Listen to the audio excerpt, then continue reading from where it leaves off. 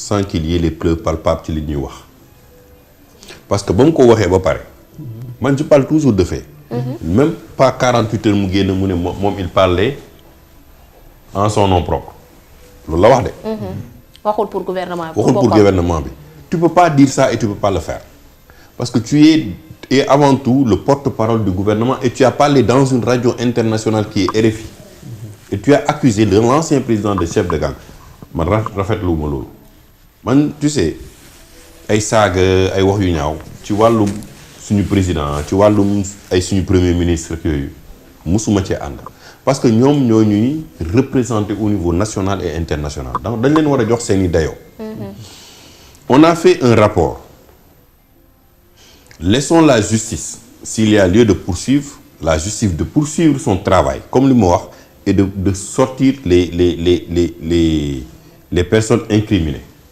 Nous interroger les waxtaan ak yéen ba xam exactement fan la est-ce que am na wala amul. Mais li ma wax quand tu le dis comme ça, tu sais que il y a des relents politiques derrière.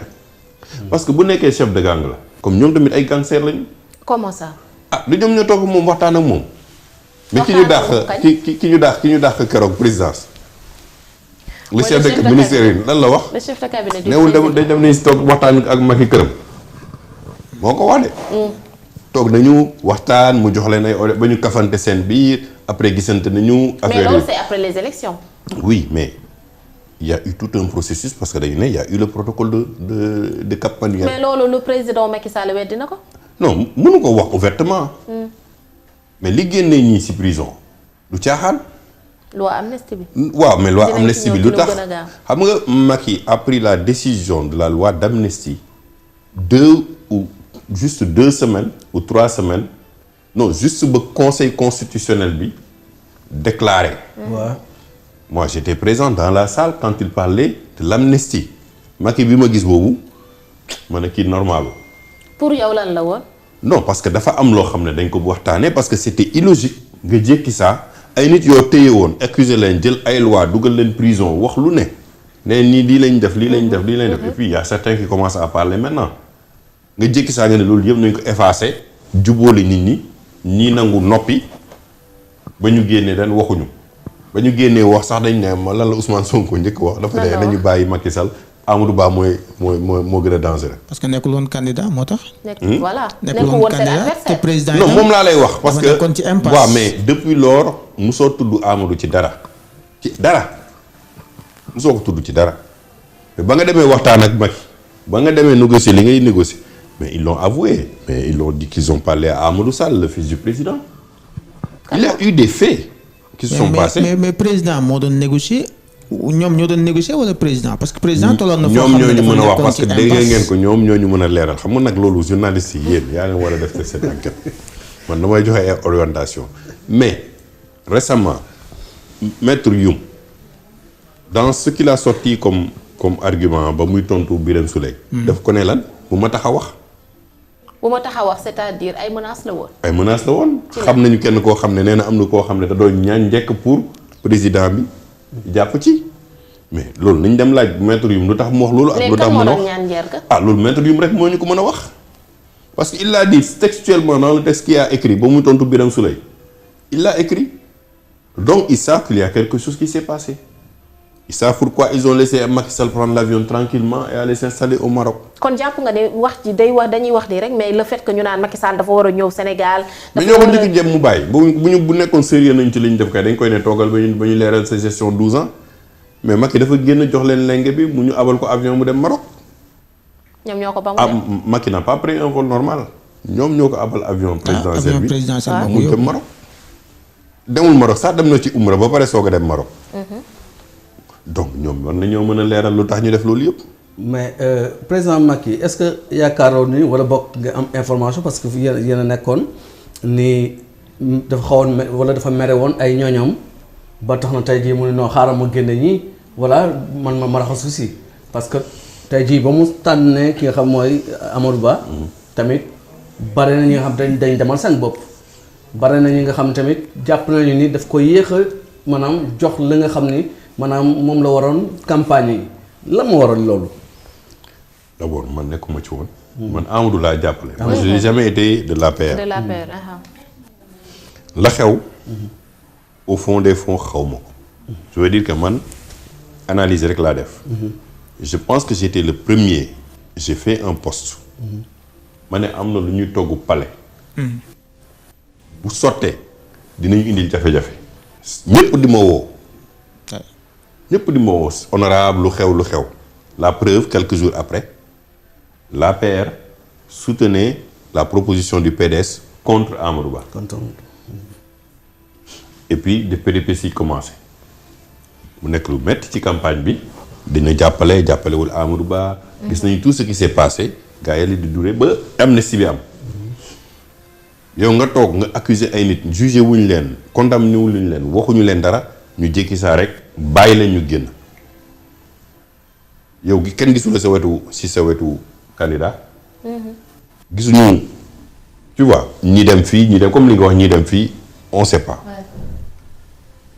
ba tey du président bu génn ne lii la ma Amadou Ba def dégguma ko de dégguma tamit fu Amadou ñu toog mu ne ma lii laa def président de la République peut-être l'histoire nous le dira mais les gagnants de cette histoire-là c'est le Pastef. Parce qu'ils sont passés de lettre à la poste ils sont devenus président de la République Diomaye mooy Sonko mooy Diomaye mais léegi ñoom ñooy gérer dëkk bi.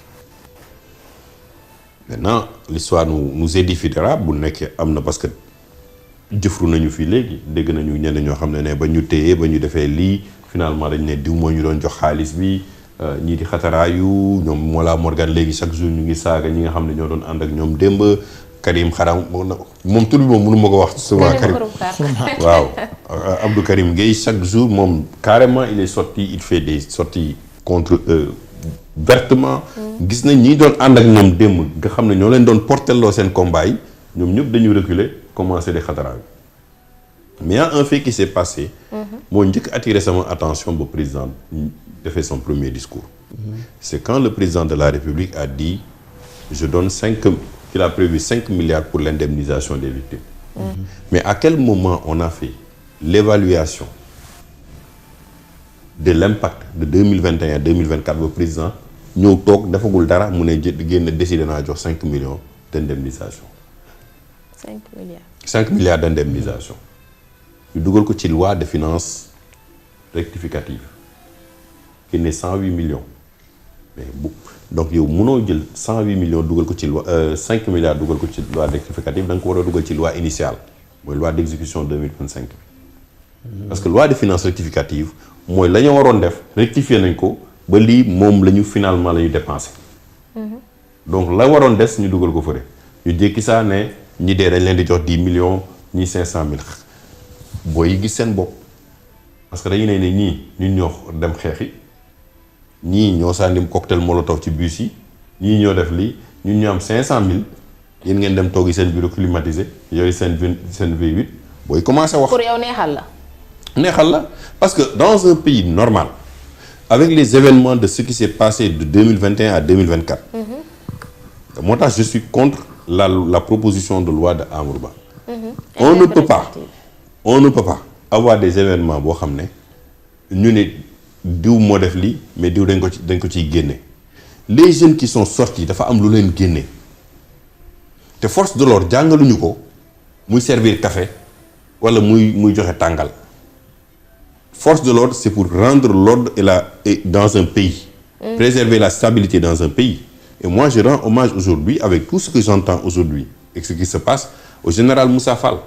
Ah bon? Ah oui parce que général Moussa Fall bu tey wuloon dëkk bi ñii duñu egg palais mais gis nañ commissaire boobu gis naa vidéo boobu commissaire bi ba muy wax ne ba ñuy egg Médina ba ñuy waaj attaqué foofu.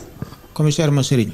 mais c'est des faits graves très graves les Auchan ba ñu koy attaqué man gis naa ko may ne lii c'est pas normal parce que xale yi mu ñu ko woon ubbil seen bopp dafa am lu xew ba ñu ubbil ba loolu am moo tax il faut une commission d'enquête indépendante pour situer les faits qui se sont passés de 2021 ba xam.